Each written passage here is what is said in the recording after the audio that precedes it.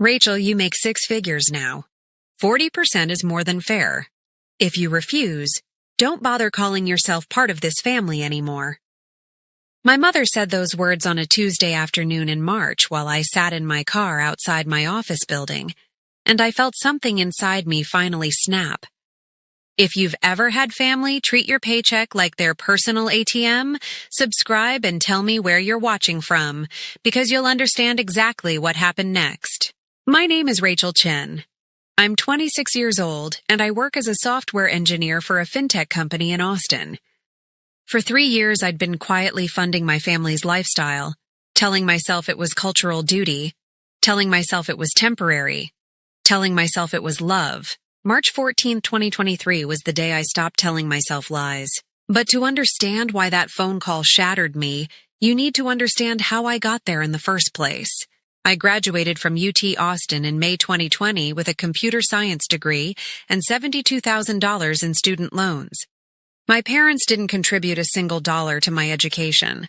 My mom had made that clear freshman year when she said, "We raised you for 18 years. That's our contribution. The rest is your responsibility." Fine, I worked 2 part-time jobs, lived in the cheapest dorm, ate ramen 4 nights a week. I made it work. Graduation day, I remember standing in the blazing sun in my cap and gown, sweat running down my back, diploma in hand. My mom hugged me and said, "Now you can help out the family. Your brother needs a car. Your dad's hours got cut. We've been waiting for this moment." Not congratulations. Not, "We're proud of you." Just an itemized list of needs. I felt something twist in my stomach, but I pushed it down. That's what good daughters do, right? I started my first job in July 2020.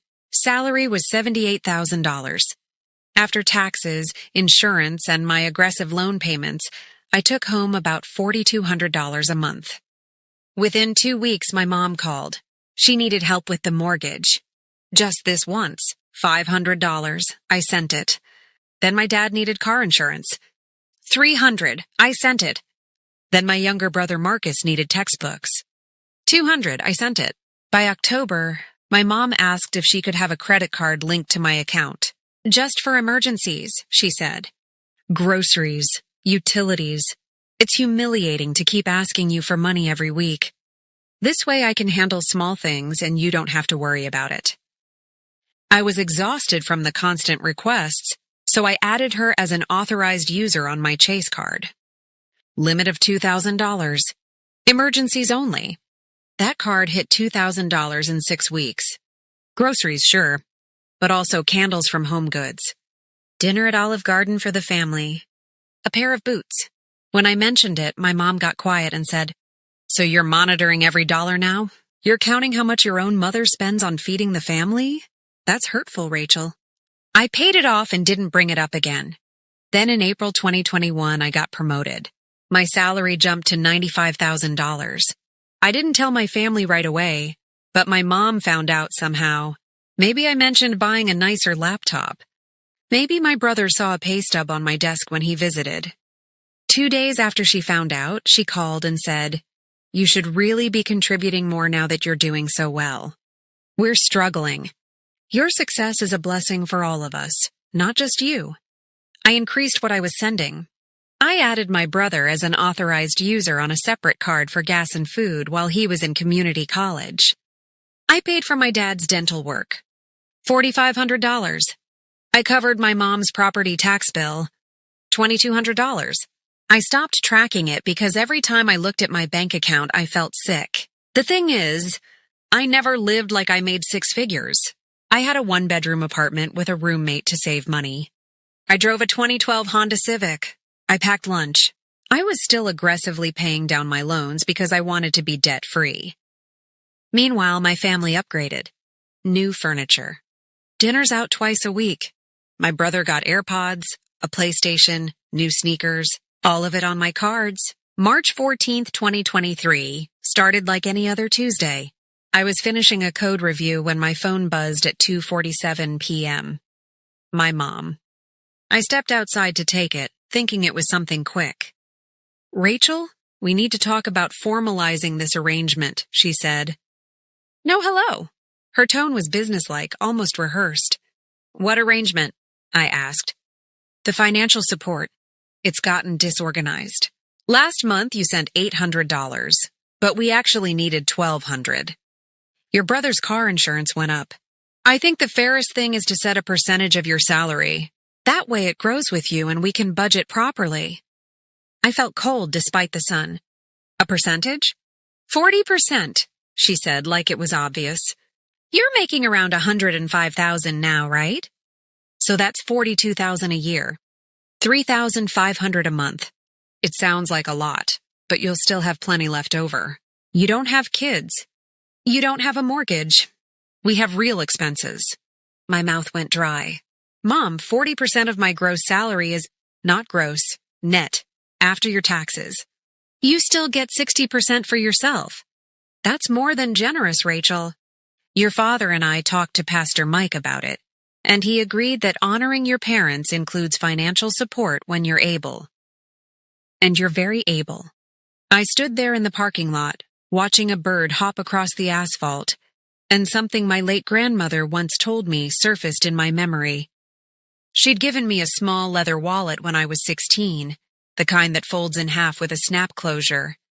Inside, she'd tucked a $20 bill and a note that said, "Your money is your freedom. Guard it carefully. Love is not the same as obligation." She'd died my sophomore year of college. That wallet was in my purse right then, holding my debit card, my ID, my carefully budgeted life. "And if I say no?" I asked quietly. "Then I think you need to examine whether you're really part of this family or just someone who visits on holidays," my mother said. "We're not asking for charity. We're asking for what's right. You decide who you want to be." She hung up. I sat in my car for 40 minutes. I opened my banking app and really looked at it for the first time in months. The 2 cards I'd given family members had a combined balance of $6,200 from just the last billing. Cycle. Restaurants. Target. A charge for $270 at a sporting goods store. A charge for $183 at Sephora. Not emergencies. Not survival. Lifestyle. I opened my notes app and did the math. 40% of my net monthly income was roughly $2,600. They were already spending $2,500 to $3,000 a month on the cards. Plus, I'd been sending cash for other things. They wanted to formalize the extraction and increase it. They wanted a contract that made me a paycheck with a daughter attached. That night I couldn't sleep. I lay in bed scrolling through my transaction history. Over the past 12 months, I had spent or given my family $31,000. $31,000. My student loan balance was still $41,000. I was funding their comfort while drowning in my own debt. At 6:15 a.m. on March 15th, I opened a new document on my laptop. I titled it Operation Clean Slate. I know that sounds dramatic, but I needed to treat this like a project or I'd lose my nerve. I made a list. Step 1. Pull all statements for the past 24 months. Document every charge, every transfer, every payment I made on their behalf. Step 2. Screenshot the text messages and voicemails asking for money or justifying charges. Step 3. Freeze the authorized user cards. Not cancel. Freeze. Reversible if I was wrong, but immediate. Step 4. Set up a new checking account they didn't know about. Redirect my paycheck. Step 5. Talk to someone neutral. Get a reality check. Step 6. Prepare for the confrontation with numbers, not emotions. I took a personal day from work. I spent 9 hours building a spreadsheet. Every charge, every Venmo, every Zelle transfer. I had records going back to July 2020. The total was $67,912. I sat back and stared at that number until my vision blurred. Then I called my best friend, Jordan. We'd been roommates since college, and she'd watched this whole slow-motion disaster unfold. "I need you to tell me the truth," I said when she answered. "Am I being selfish?" "About what?" she asked. I told her about the 40% demand. The disownment threat. She was quiet for a long moment. "Rach, I've bitten my tongue for 2 years," Jordan said. But you're not their daughter. You're their ATM. And the worst part? You're a generous, loving person who would help them if they treated you with respect. But they don't ask anymore. They demand. They guilt. They threaten. That's not family. That's financial abuse. Hearing the word abuse out loud made my hands shake. But it also made something click into place. What do? I asked. You take back control, she said. And I'll be right here when it gets ugly. At 10:22 a.m., I logged into my Chase account and froze both authorized user cards. The system confirmed it immediately. Then I went to my bank in person and opened a new checking account. I set up direct deposit to start with my next paycheck on March 31st. The banker, a woman in her 50s named Caroline, noticed my hands shaking as I filled out the forms. New start? She asked gently. Something like that, I said. Good for you, she said, and slid a box of tissues across the desk even though I wasn't crying yet. Whatever it is, good for you. I didn't hear anything from my family for 3 days. I knew the cards hadn't been used because I was checking the app obsessively. Then, on March 18th at 4:38 p.m., my phone exploded. 7 texts from my mom in under 2 minutes. Card declined. Are you late on payment? Rachel, the card isn't working. Call me now. This is embarrassing. I'm standing in line at the grocery store. What is going on? Rachel. Then my brother. Yo, my card got declined for gas. What's up? Then my dad, who never texted. Your mother is very upset. Call her. I waited until I got home. I poured a glass of water, sat on my couch, and called my mom at 6:02 p.m. Finally, she snapped. What is going on with these cards? I froze them, I said. My voice sounded steadier than I felt. You what? Why? Because I'm not agreeing to give you 40% of my income. And I need to rethink how I'm helping the family. Rethink? Her voice went up an octave. Rachel, we depend on this. You can't just cut us off without warning. You gave me an ultimatum 3 days ago, Mom. 40% or I'm disowned. I'm choosing option 3, boundaries. This is unbelievable, selfish, after everything we've done for you. What have you done for me? The question came out before I could stop it. You didn't pay for college. You don't ask about my life. Every conversation is about money. When's the last time you asked how I'm doing? Silence. I've spent nearly $70,000 supporting you in less than 3 years, I continued. I have records. Every charge. Every transfer. I'm not saying I'll never help again, but this ends now. No more credit cards. No more blank checks. If there's a real emergency, we can talk about it like adults. You're making a huge mistake, my mother said, her voice ice. Don't come crawling back when you realize how alone you are. She hung up. I sat there holding the phone, heart hammering. Jordan came out of her room, took one look at me, and handed me a pint of ice cream and a spoon. Phase 1 complete, she said. The group chat started that night. My mom added my dad, my brother, my Aunt Linda, and my Uncle Tom. The messages came in a flood. Mom, Rachel has decided she's too good for this family. Marcus. She literally cut off my gas card while I was driving. Not cool. Aunt Linda. Rachel, your mother is crying. Is money really worth this? I muted the chat. I didn't respond. Every instinct screamed at me to apologize, to fix it, to make peace. But I thought about that number. $67,912. I thought about my grandmother's wallet in my purse. 2 days later, my mom showed up at my apartment. I saw her car pull up from the window at 11:14 a.m. on Saturday, March 20th. Jordan was at the gym. I thought about not answering, but I knew this conversation had to happen eventually. I opened the door but didn't invite her in. We need to talk face to face, my mom said. She looked tired. Can I come in? We can talk here, I said. Her jaw tightened. Fine. Rachel, you're overreacting. Every family helps each other. This is what children do for parents. Help, yes. Fund your entire lifestyle, no. I had my phone in my pocket with the spreadsheet ready. but I didn't want to lead with it. I've been sending you thousands of dollars a month while I'm still $41,000 in debt. That's not reasonable. You make plenty— Stop! I cut her off. You don't actually know my budget. You've never asked. You just assume I have endless money because I work in tech.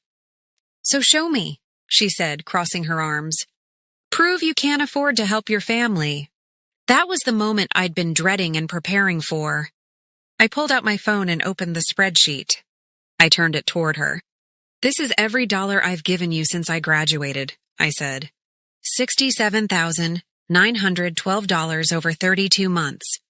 That's an average of $2,122 per month. Meanwhile, my rent is $1,000. My loan payment is $1,000. My car, insurance, groceries, utilities, that's another $1,000. I was living on $900 a month in discretionary income while you spent $2,000 on my credit cards. She stared at the screen. I watched her eyes move down the rows. Dates, amounts, descriptions. I never asked for this much, she said quietly. Yes, you did. You asked for a card for emergencies, then spent $2,000 a month on it. You asked for help with one mortgage payment, then it became expected every month. And 3 days ago, you demanded 40% of my salary and said I'd be disowned if I refused. I didn't mean— Yes, you did. My voice cracked, but I kept going. You meant it. And maybe you're right. Maybe I'm a bad daughter by your standards. But I'm not doing this anymore. My mom looked up from the phone. Her face was unreadable. So what now? You're just cutting us off completely? No, I'm setting boundaries. If there's a genuine emergency, we can talk about it. But no more credit cards. No more automatic payments. No more entitlement. And absolutely no more threats.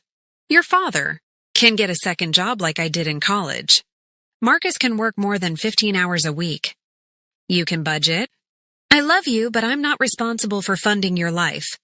She stood there for a long moment, and I thought maybe finally I'd gotten through.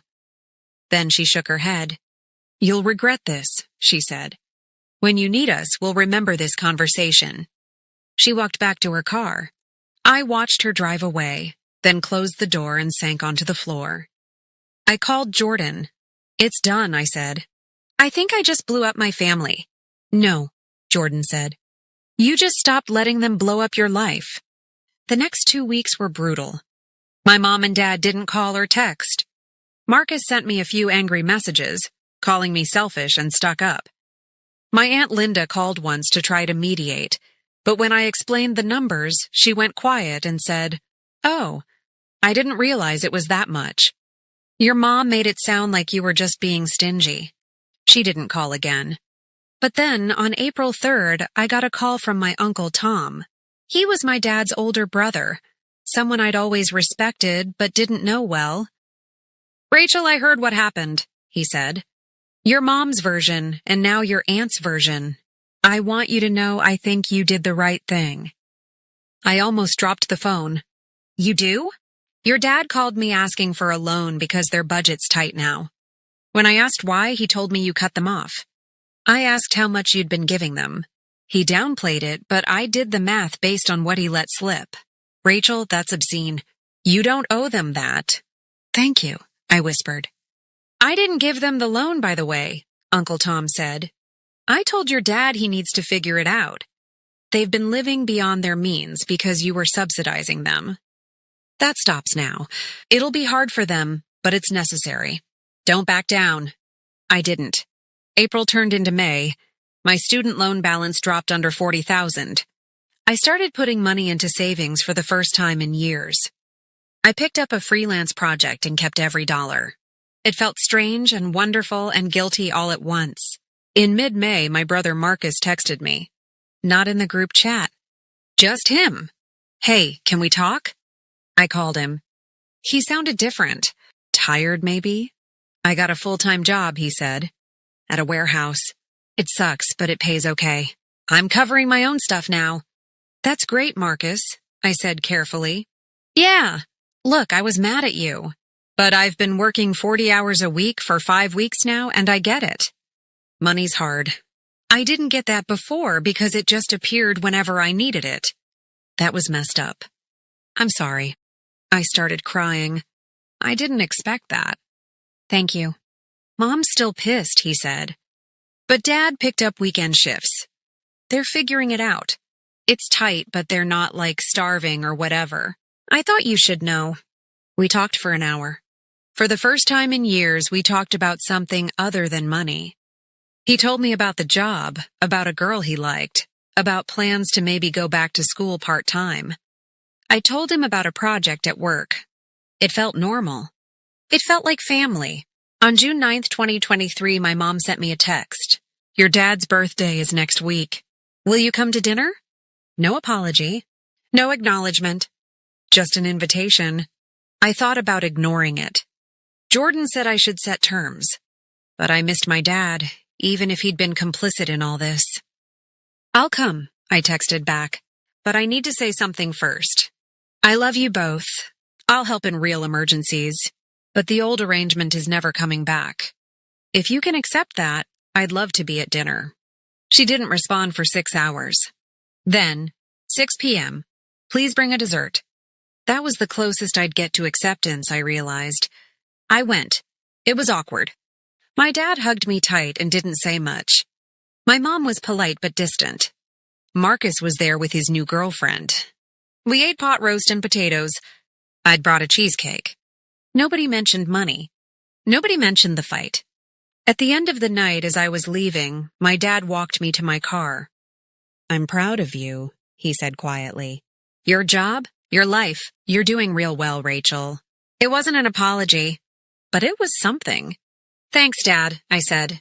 He nodded and went back inside. I sat in my car for a minute before starting the engine. I pulled my grandmother's wallet out of my purse and ran my thumb over the worn leather. Her note was still inside, faded but legible. Your money is your freedom. Guard it carefully. I had. And it nearly cost me my family. But it saved me. 6 months later, in September, my mom called me on a Thursday evening. We'd been doing monthly dinners, still surface level, still careful. I need to say something, she said. No preamble. I talked to a financial counselor. Our church offers it for free. She looked at our budget and asked how we'd been managing before. I told her. She said we were financially abusing you. I stopped breathing. I didn't see it that way. My mom continued. I thought it was normal. My mother helped us when she could. But the counselor said what we were doing was different. We were demanding, not asking. Threatening, not appreciating. And the amount was inappropriate. Rachel, I'm sorry. I sat down. Thank you. I don't know if we can fix this, she said. But I want to try. Really try. Not just rug sweep it. I want that too, I said. It wasn't perfect. We started doing monthly phone calls where we actually talked. She told me about her garden. I told her about work. Slowly, carefully, we rebuilt something smaller but more honest. A year after Operation Clean Slate, my student loans were paid off. I had $12,000 in savings. I got another promotion. My salary hit $122,000, and when my mom found out, she said, "That's wonderful, honey. You've worked so hard?" She didn't ask for a dime. I framed my grandmother's note from the wallet and hung it in my home office. Some people think that's cold, keeping a reminder of the fight. But to me, it's a reminder of the boundary that saved me. Love and obligation aren't the same thing. Family isn't a financial contract. And your worth isn't measured by how much you give until there's nothing left. If you've ever had to choose between your family's expectations and your own survival, drop a comment and let me know where you're watching from. And if this story resonated with you, subscribe and share it with someone who needs to hear it. Sometimes the most loving thing you can do is say no.